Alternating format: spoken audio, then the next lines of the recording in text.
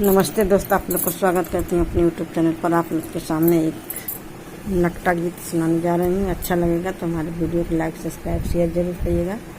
Comment में बताइएगा हमारा गीत कैसा लगा। छोटी मुकिनी बिया न फर के फुलाए के, छोटी मोटिनी बिया न फर के फुलाए के, बलुकनी बिया हे बलुकनी बिया, तोर पतैया झरे जाय हो बलुकनी बिया, तोर पतैया झरी जाई हो बलुकनी बिया। छोटी मोटी ससुर न बोले के न डोले के, छोटे मोटे ससुर न बोले के न डोले के, बलुक ससुर हे बलुक ससुर, खारी हनवा चली जाता हो बलुक ससुर, खारी हनवा चली जाता हो बलुक ससुर।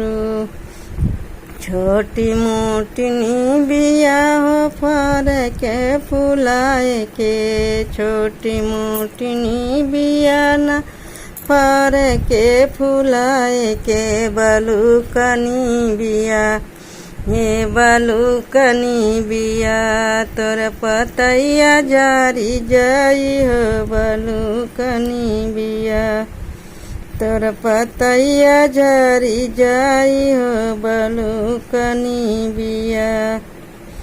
छोटे मोटे भसुर हो बोले के न डोले के, छोटे मोटे भसुर हो बोले के न डोले के, बलुक हो भसुरु हे बालुक हो भसुरु, कचहरिया चली जाता हो बालुक भसुरु।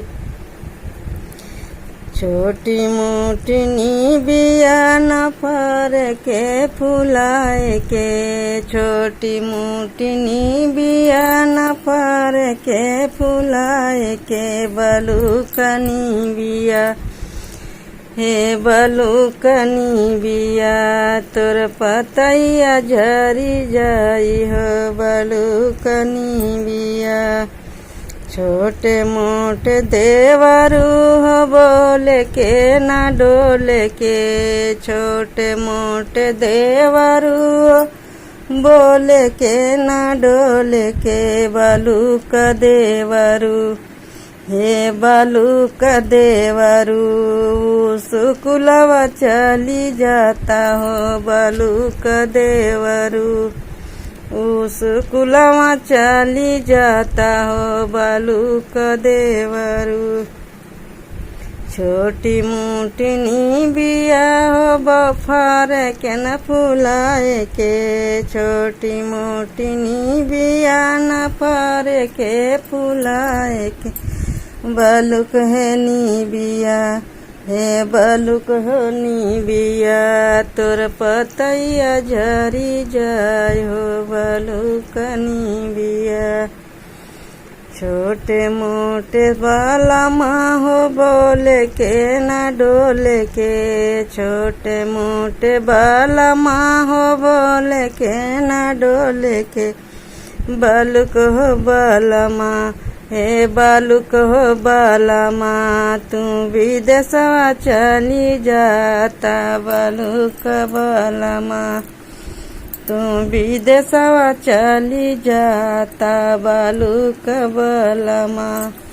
छोटी मोटिनी बिया न बफर के फुलाए के, बलुकनी बिया, छोटी मुकिनी बिया न फर के फुलाए के, बलुकनी बिया हे बलुकनी बिया, तोर पतैया झरी जाय हो बलुकनी बिया।